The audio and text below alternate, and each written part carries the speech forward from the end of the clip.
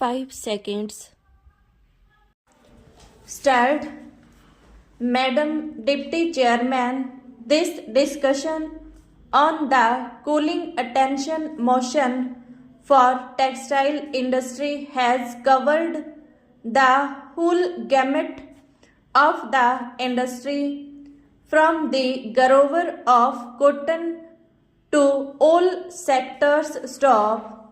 Honorable members have covered the whole field and given a number of suggestions. Stop.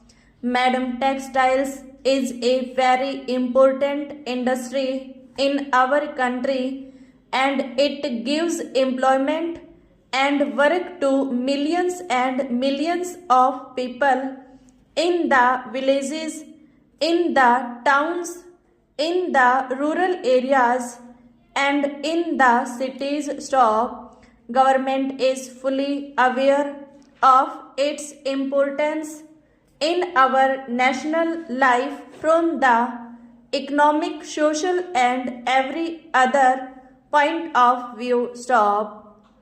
Broadly, there are three sectors of the industry: the unorganized handloom sector, the unorganized powerloom sector, and the organized mill sector. Stop.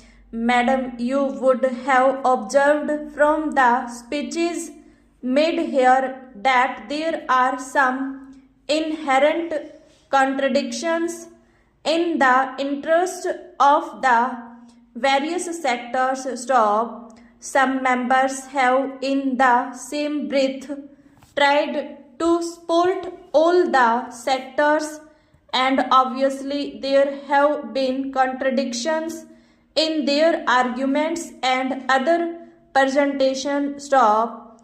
If you want higher prices for the cotton grower, how can you expect reasonable prices of cotton yarn for the handloom and powerloom sectors? Stop. So because of this obvious contradiction, there is a demand all over that the textile policy has failed and therefore it should be reviewed. Stop. Madam, the textile policy was meant basically to reconcile the varying and at times conflicting interests of the various sectors and therefore it has not found favor with any one sector and all the sectors are more or less feeling dissatisfied. Stop. This is bound to happen when you have a very balancing proposition like the new textile policy where the various interests have to be reconciled and given proper place. Stop. The textile policy can be judged from 3 or 4 points of view and it has proved successful from those angles. Stop. There has been an increase in overall cloth production.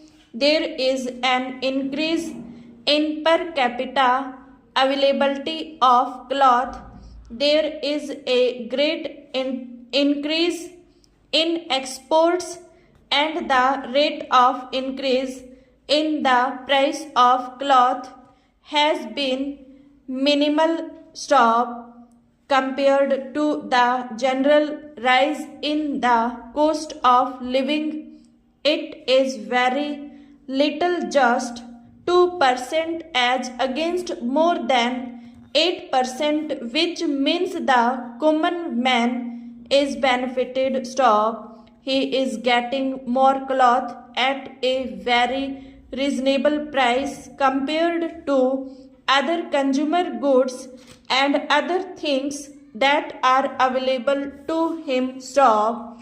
So while the difficulties that have been mentioned are real, I would like to say that the policy has by and large succeeded in its aim and has proved quite satisfactory. Stop. Therefore, to review it in a manner that would satisfy everybody is just not possible. Stop.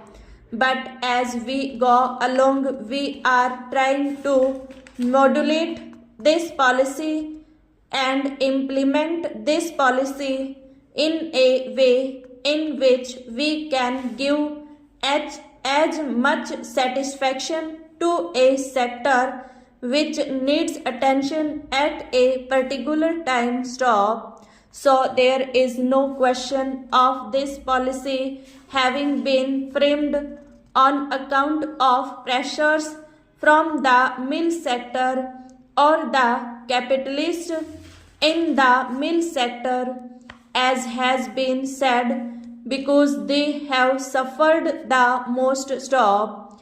There has been increase in the production in the handloom sector, increase in the production in the powerloom sector, but there is a fall in the production in the mill sector. Stop. As has been said, mills have been closed in Ahmedabad and Bombay. Stop. If it were in favor of the capitalists in the mill sector, as it has been said, why have they suffered the most? Stop. So we tried to do a very balancing exercise in this way, and we will say that we try to protect everybody to the extent possible. Stop.